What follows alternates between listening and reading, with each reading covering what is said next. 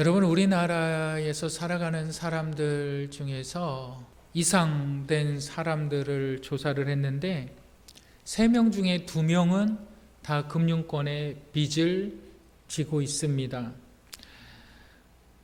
그런데 가장 생애 가운데, 사람들의 연령 가운데 가장 많은 빚을 지는 사람들의 나이를 보니까 53세가 가장 빚이 많다, 이렇게 얘기해요. 그래서 평균적으로 얼마의 빚을 지고 있냐면 9,175만 원의 빚을 지고 있다, 이렇게 통계를 발표했습니다. 어떤 분들, 여기 계신 분들 빚 있으신가요? 없으신가요? 우리가 때로는 물질적인 빚이 있는 분들도 있고 또한 없는 분들도 있습니다. 그런데 우리가 정말 살아가면서 내가 정말 힘들고 어려울 때에, 아니면 내가 곤란한 일을 당할 때에 누군가 나를 도와준 적이 있다면, 누군가 나를 도와줬다면 나는 그 사람에게 사랑의 빚을 진 것입니다. 우리는 살면서 물질적으로 짓는 빚도 있지만 그렇게 사랑 가운데 짓는 빚도 있습니다. 여러분, 그리스도인들에게 있어서 가장 큰 빚이라면 여러분, 그것은 뭘까요? 바로 하나님의 은혜에 대한 빚입니다. 내 삶을 통해서 하나님의 은혜, 하나님께 대한 감사, 내 삶을 인도하시고 내 삶을 먹이시고 보호하시고 치료하시고 함께 해주신 그 하나님의 은혜, 그것이 바로 하나님께서 우리 가운데 베풀어 주신 은혜입니다. 그 은혜를 기억한다면 우리는 하나님께 빚을 진 사람들입니다.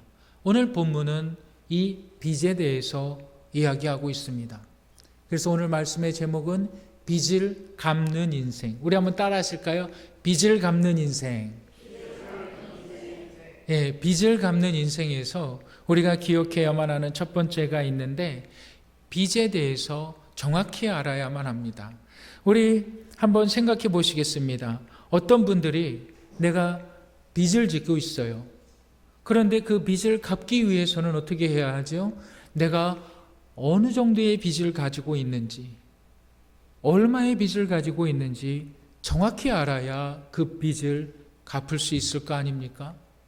우리가 하나님의 은혜의 빚을 갚기 위해서는 그 빚에 대해서 우리는 정확하게 알고 있어야만 합니다. 우리 야고보서 5장 20절 한번 읽어보겠습니다.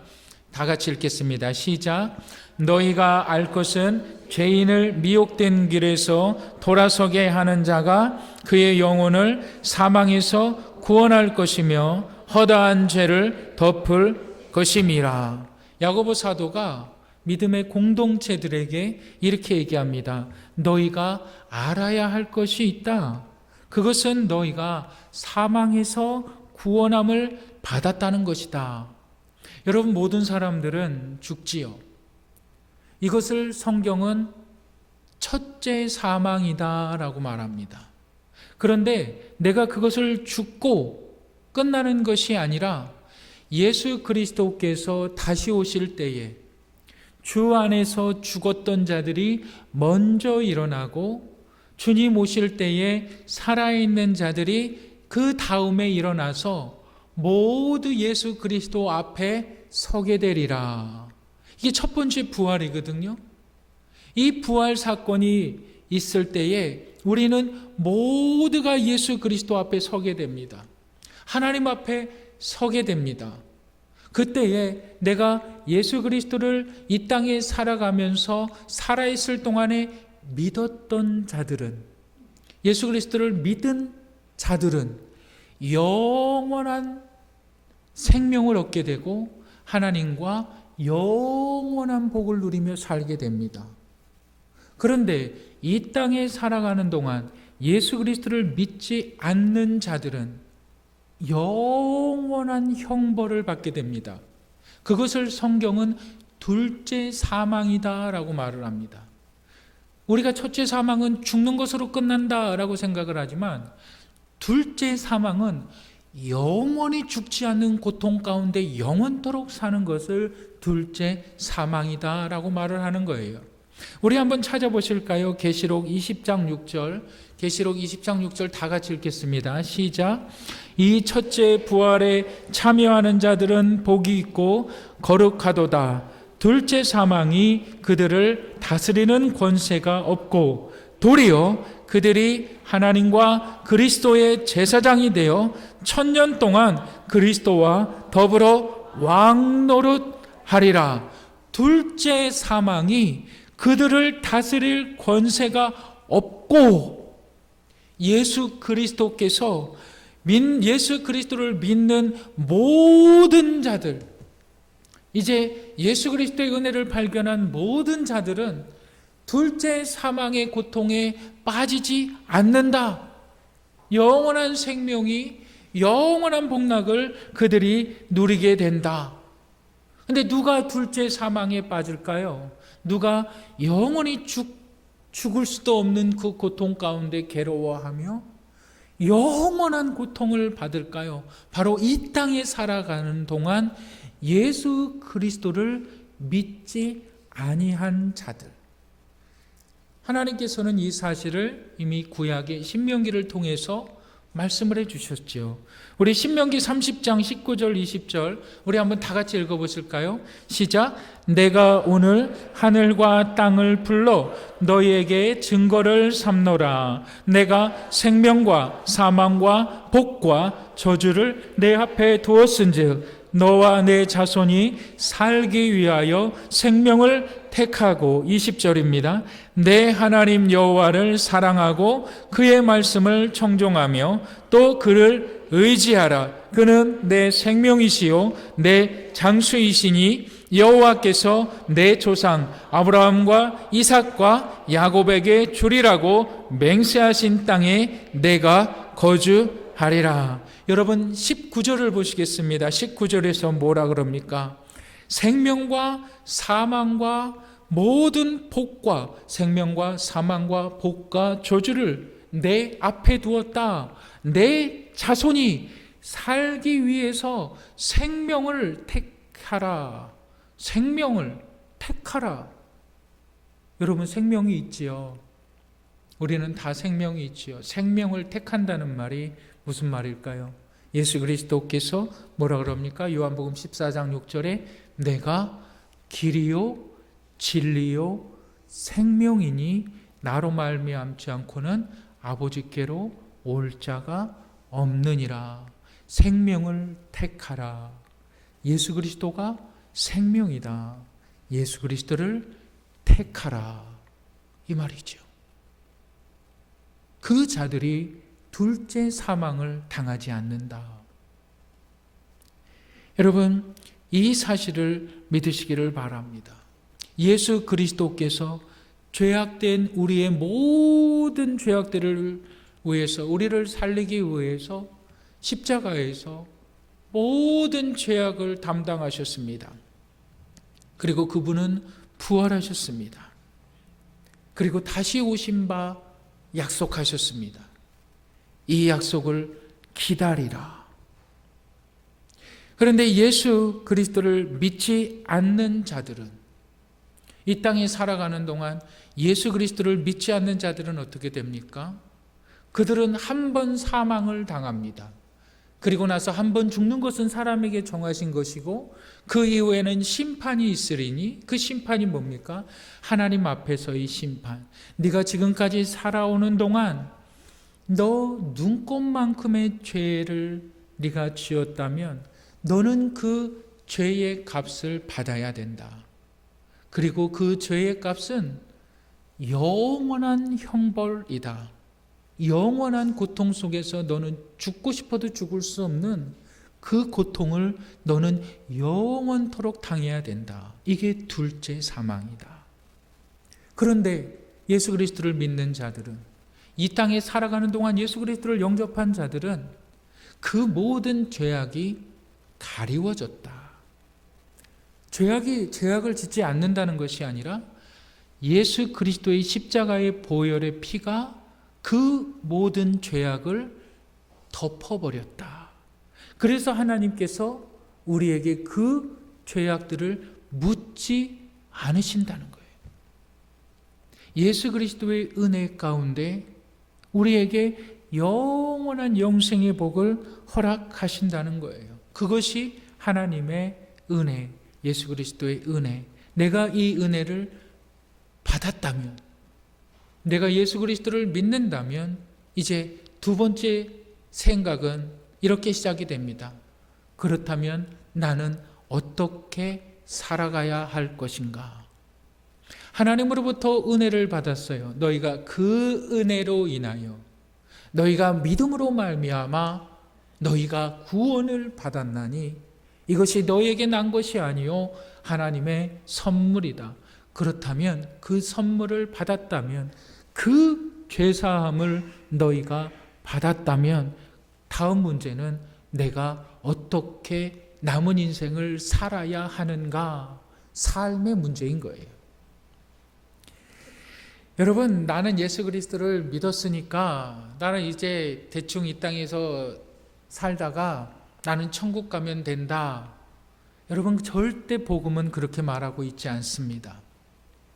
여러분, 복음은 내가 예수 그리스도의 은혜를 체험했다면 이제 나의 삶에 있어서 그 예수 그리스도의 은혜, 복음의 능력이 나타나야 된다는 거예요. 시어머니와 며느리 사이에서 그 복음의 능력이 나타나야 되는 거예요. 내 삶의 영역에서, 내 가족 가운데에서 내 복음의 능력이, 내 구원함을 받은 능력이 나타나야 되는 거예요. 내 아내에게, 내 남편에게, 내 자녀들에게 내 복음의 능력이, 구원받은 하나님의 자녀들의, 구원받은 하나님의 사람들의 그 복음의 능력이 나의 삶의 전 영역에서 나타나야만 되는 겁니다. 내가 이 땅에서 대충 살다가 그냥 죽으면 되는 것이 아니라 내가 그 큰 은혜를 받았으니까 내가 그 은혜 가운데 그 은혜가 나의 삶의 영역에서 나타나야만 되는 거예요. 한없이 아름다운 사람이 되어야 되고, 아까 우리 찬송하셨던 것처럼 한없이 감사하는 사람이 되어야 되고, 한없이 사랑 주는 사람이 되어야 되며, 돌봐주는 사람이 되어야 되고, 서로 위로해 주는 사람이 되어야 되고, 서로 세워주는 사람이 되어야 되며, 나의 물질의 영역에서도 그것이 나타나야 된다는 거예요. 나는 이 땅에서 내가 원하는 대로 마음껏 먹고 누리고 살고 나만 위해서 재물을 쌓아놓는 사람이 과연 복음의 능력이 있는가? 절대 그렇지 않다라는 거예요. 그럴 수가 없다는 거예요. 복음의 능력은 십자가의 은혜를 발견한 사람이 그렇게 자기 입만 채우면서 살아갈 수가 없다는 거예요. 복음의 능력은 그렇게 없어지는 것이 아니라는 거예요. 내 복음의 능력이 나타나야 된다는 거예요. 내 삶의 영역에서. 여러분, 누가복음 13장 보셨습니까? 누가복음 13장에 보면 예루살렘 망대가 무너져요. 예루살렘 망대가 무너져서 청년들이 18명이 깔려 죽습니다. 그랬을 때에 제자들이 예수님에게 뭐라고 묻냐면, 예수님, 도대체 저 청년들은 무슨 죄를 져서 그렇게 다 깔려 죽었습니까? 얘를 망대라고 말하는 빌딩 아닙니까? 왜 저렇게 깔려 죽었습니까? 예수님께서 뭐라 그러신지 아십니까? 너희도 회개하지 아니하면 너희도 똑같다. 여러분, 우리가 길을 지나가는데 벼락 맞아 죽어요. 누가?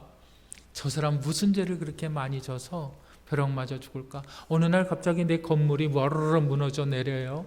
저 사람 무슨 죄를 많이 져서 저렇게 건물이 무너져 내릴까? 예수님이 하신 말씀이 무슨 말씀이냐면 너의 죄가 그들을 죽였다는 거예요. 네가 저 예루살렘 망대를 건축한 사람들을 알고 있지 않느냐? 설교도대로 건축 안 한다는 거예요.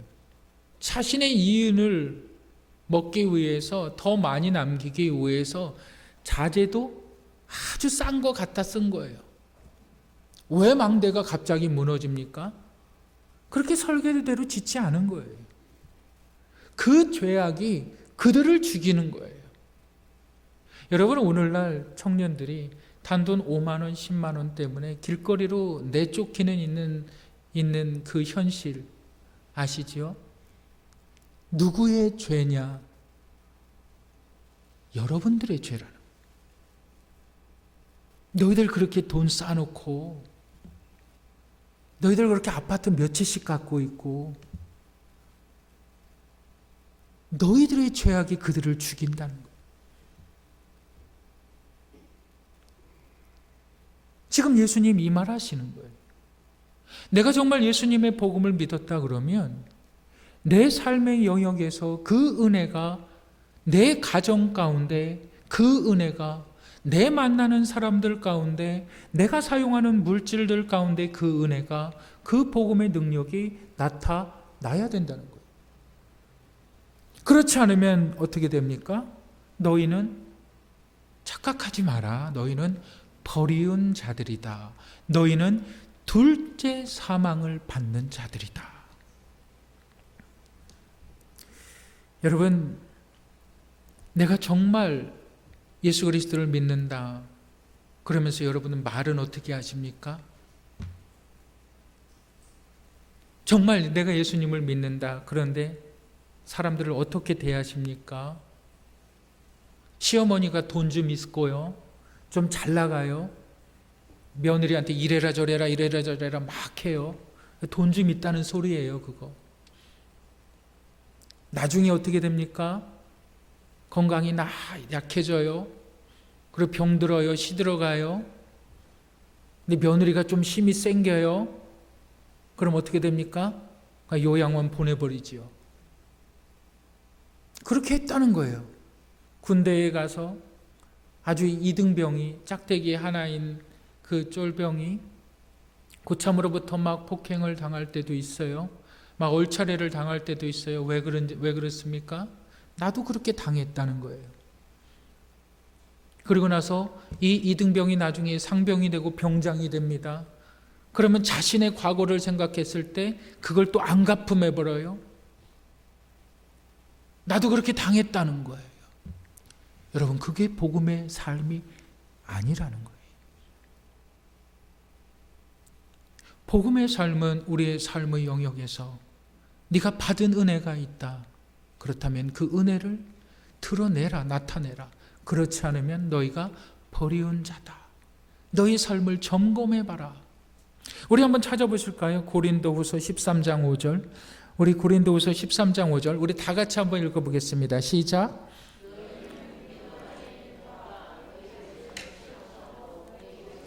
확증하라. 예수 그리스도께서 너희 안에 계신 줄을 스스로 알지 못하느냐? 그렇지 않으면 너희는 버림받은 자니라. 내 자신을 확인해봐라. 점검해봐라. 그 점검이 뭐예요? 여러분들의 삶이에요. 삶. 어떻게 점검을 해요? 내 말하는 거예요. 어떻게 점검해요? 내 주위에서 나를 어떻게 평가하는가요? 어떻게 점검해요? 여러분들의 은행을 보세요. 어떻게 점검해요? 누가 나를 어떻게 판단하나, 어떻게 생각하나, 그게 점검이라는 거예요. 내 삶을 돌아보라는 거예요. 내 삶이 은혜가 있습니까? 내 자녀들로부터 존경함을 받습니까? 내 성도들에게 함께 신앙생활을 하는 성도들이 나를 사랑합니까? 점검해 보라고요. 그렇지 않으면 너희는 둘째 사망을 받는 자들이다. 영원한 고통 가운데. 여러분들의 삶의 영역에 복음의 능력이 나타나고 있습니까? 어떤 분은 그렇게 얘기해요. 나는 환상을 봤다. 그래서 하나님, 나는 구원받았다 이렇게 착각을 하죠. 나는 방언을 한다. 그래서 나는 구원받았다. 나는 병고침을 받았다. 그래서 나는 하나님의 자녀다. 나는 사람들로부터 존경함을 받는다. 사람들에게 나는 좋은 일들을 많이 한다. 그래서 나는 하나님의 자녀다. 여러분 착각하지 마세요. 사도행전 10장에 보면요, 고넬료라는 군대 장관이 나오거든요. 근데 그 고넬료는 환상을 봐요. 그 고넬료는 선행을 많이 함으로 사람들에게 있어서 존경을 받아요. 그런데요, 그 고넬료가 베드로의 설교를 듣기 전까지는 구원함을 받지 못한 자였어요. 선행으로 여러분 구원함을 받을 수 있는 것이 아닙니다. 내가 이상한 경험을 했다고, 신비한 체험을 했다고 구원함을 받을 수 있는 것이 아닙니다. 여러분 절에 가보세요. 그러한 체험 안 하는 사람들 있나? 여러분 무당 이야기를 한번 유튜브나 그런 데서 보세요. 신비한 일들 안 일어나는 사람들이 누가 있나? 신비한 일을 내가 방언을 합니다. 여러분 방언이 신비한 일이죠. 예언을 하고 통역을 합니다. 신비한 일이죠. 그 신비한 일이 구원하고 전혀 상관이 없는 거예요. 내가 그것 때문에 구원함을 받았다. 절대 그렇지 않다는 거예요. 구원함은 어떻게 이루어집니까? 우리 히브리서 9장 22절 우리 한번 다 같이 읽겠습니다. 다 같이 읽겠습니다. 시작. 율법을 따라 거의 모든 물건이 피로써 정결하게 되나니 피 흘림이 없은즉 사함이 없느니라. 피 흘림이 없은즉 사함이 없느니라. 피는 생명입니다. 다시 얘기하면 예수 그리스도의 그 피 흘림의 사건으로 말미암아 너희가 죄사함을 받았다. 우리가 죄사함을 받을 수 있는 유일한 길은 십자가에서 흘리신 예수 그리스도의 보혈을 내가 믿는 거예요. 다시 한번, 십자가에서 나의 죄를 위해서 흘리신 예수 그리스도의 그 피 흘림을 내가 믿는 것이 바로 구원함의 비결입니다. 아멘. 그분의 죽으심과 그분의 부활, 이것이 하나님의 계획이에요. 이것이 하나님의 방법이에요. 왜 그 십자가를 믿어야 되느냐? 저 모르겠습니다. 하나님의 계획이라니까요. 왜 그 사람만이 우리의 구원자이냐? 왜 그분이 우리의 메시아이냐? 모릅니다. 하나님의 계획입니다. 왜 그가 우리의 메시아이어야만 하는가? 저 전혀 모릅니다. 그러나 성경이 그 계획의 중심에 예수 그리스도를 하나님이 놓으셨다. 하나님의 계획이라는 거예요. 여러분, 이 십자가의 복음, 이것을 내가 믿는다면 그 하나님의 은혜를 내가 받은 것입니다. 이 은혜를 갚는 것이 우리 그리스도인들이 빚을 갚는 거예요. 어떻게 빚을 갚을 수 있습니까? 야고보서 5장 20절 다시 한번 읽어보실까요? 5장 20절 다시 읽겠습니다. 시작. 너희가 알 것은 죄인을 미혹된 길에서 돌아서게 하는 자가 그의 영혼을 사망에서 구원할 것이며 허다한 죄를 덮을 것임이라. 이 하나님의 복음을 알지 못하는 자, 하나님께로 인도하라는 겁니다. 무엇으로? 너희의 말로. 무엇으로? 너희의 행동으로. 말과 행동. 제가 야고보서의 주제가 뭐라 그랬어요? 행함이 없는 믿음은 죽은 믿음이라는. 너희가 믿음이 있느냐? 너 말하는 거 봐라. 그걸로 하나님을 알지 못하는 사람을 인도하라는 거예요. 행동으로 하나님을 알지 못하는 사람을 인도하라는 거예요. 그것이 우리가 하나님께로부터 진 빚을 갚는 것이고, 그 행동으로 말미암아 복음이 막혀지지 않는다. 이것이 빚에 대해서 우리가 정확히 아는 것입니다. 우리가 빚을 갚기 위해서 알아야 되는 두 번째가 있는데, 우리 한번 따라 하실까요? 삶의 기쁨을 누려야 한다. 여러분 어느 날 몇 년 동안 갚던 그 빚을 다 갚았어요. 그럼 기뻐요? 안 기뻐요? 기쁘죠. 즐겁지요. 그 얘기하는 겁니다. 우리 19절 야고보서 5장 19절 20절 다 같이 한번 읽어보겠습니다. 시작. 내 형제들아 너희 중에 미혹되어 진리를 떠난 자를 누가 돌아서게 하면 너희가 알 것은 죄인을 미혹된 길에서 돌아서게 하는 자가 그의 영혼을 사망에서 구원할 것이며 허다한 죄를 덮을 것임이라. 야고보 사도가 내 형제들아 너희가 하나님을 믿지 않는 자들을 믿게 하는 것이 바로 그들을 둘째 사망, 영원한 형벌에서 건지는 것이고 모든 죄가 가리워진다. 여러분 한번 따라해 보세요. 한 방이면 된다. 한 방이면 된다. 여러분 복권 사보셨습니까? 사보셨어요? 네. 여러분 복권에 당첨될 수 있는 확률이 814만 분의 1이라고 합니다. 814만 분의 1. 근데 이 확률이 얼마나 낮으냐면 여러분들이 길을 가다가 벼락에 맞아 죽을 확률보다 더 낮다는 거예요. 814만 분의 1 복권에 당첨되는 것이. 그런데 사람들이 복권을 그런 줄 알면서도 복권을 계속 사요.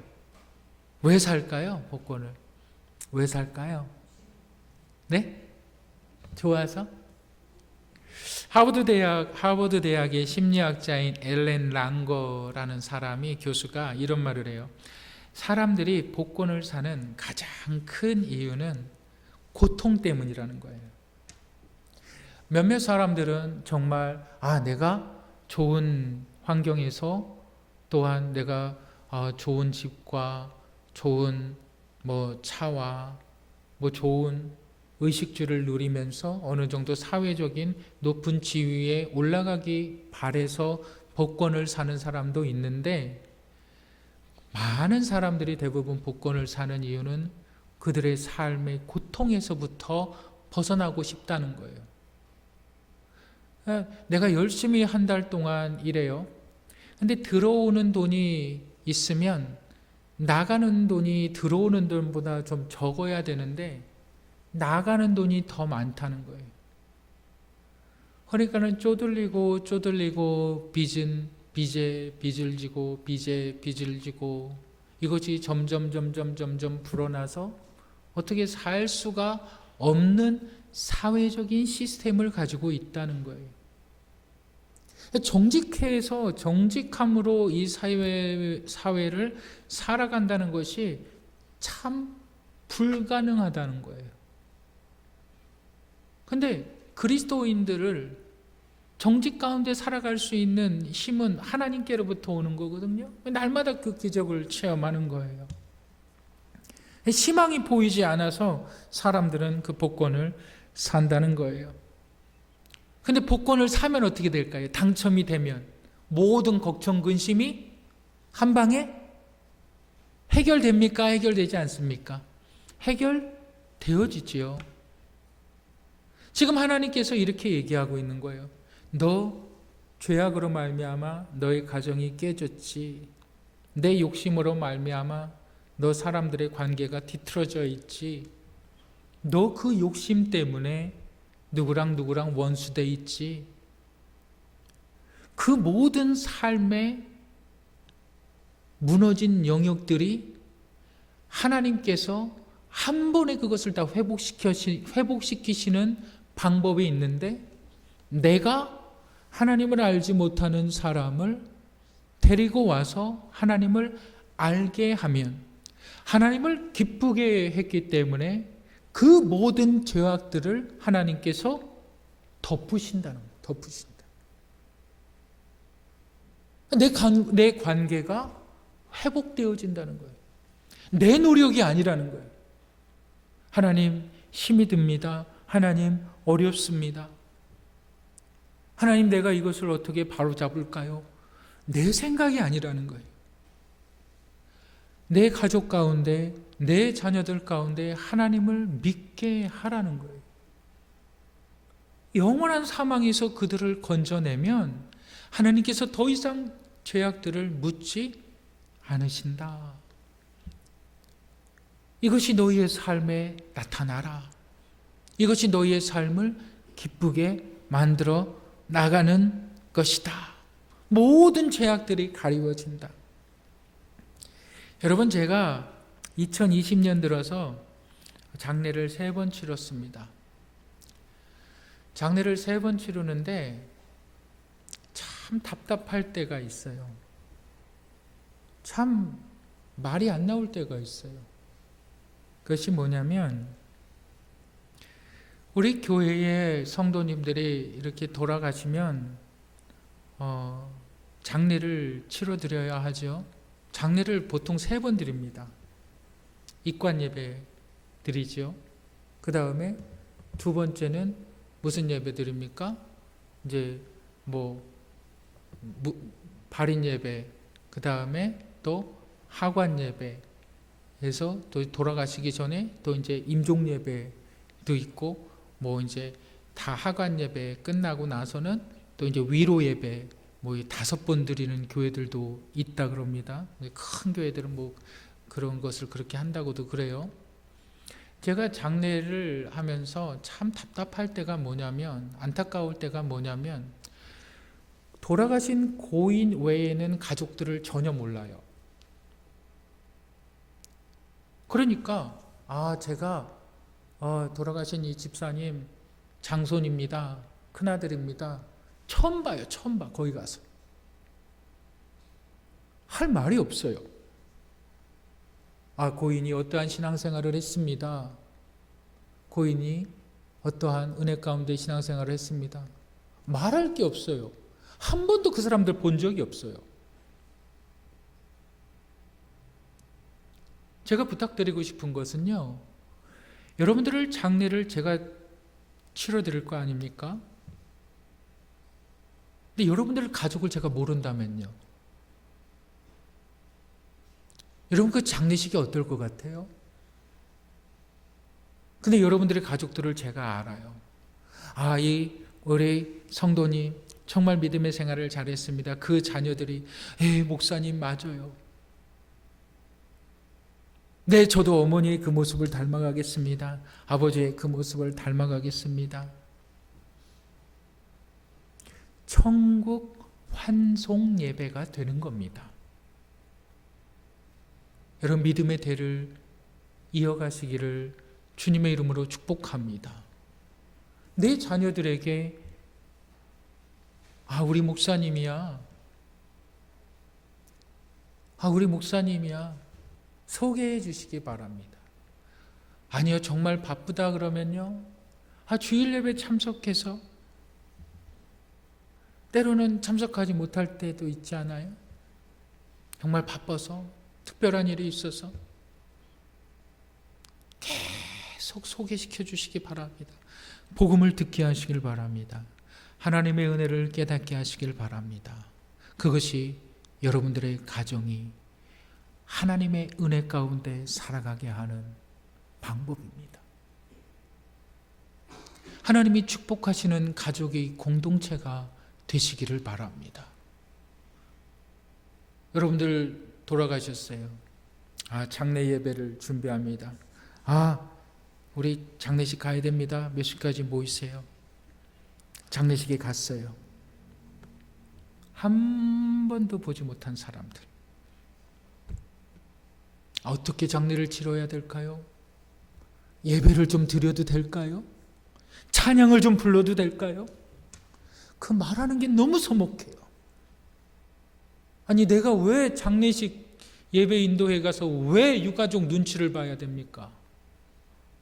왜 제가 장례식장에 가서 내 성도가 하나님께로 갔는데 기쁘게 찬양하고 기쁘게 천국 환송의 예배를 드려야 하는데 왜 제가 가족들의 눈치를 봐야 합니까? 왜 예배 드려도 됩니까? 왜 찬양해도 됩니까? 왜 내 믿음을 제가 숨겨야만 합니까? 예배드리는 것이 얼마나 큰 축복인데요. 우리가 믿는 부활신앙이 얼마나 큰 것인데요. 우리가 믿는 신앙이 얼마나 귀중한 것인데요. 제가 좀 자전거를 타요.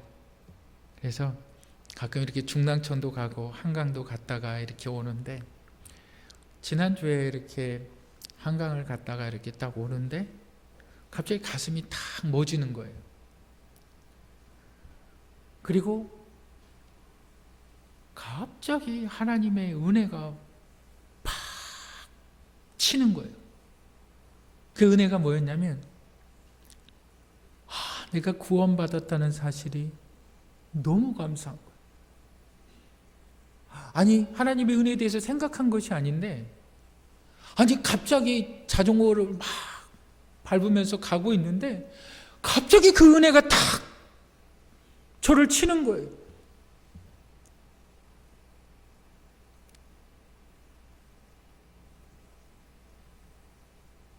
막 감격이 나와요. 감사가 나와요.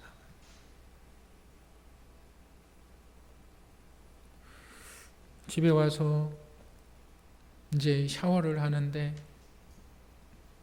물을 틀어놓고도 감사가 나요.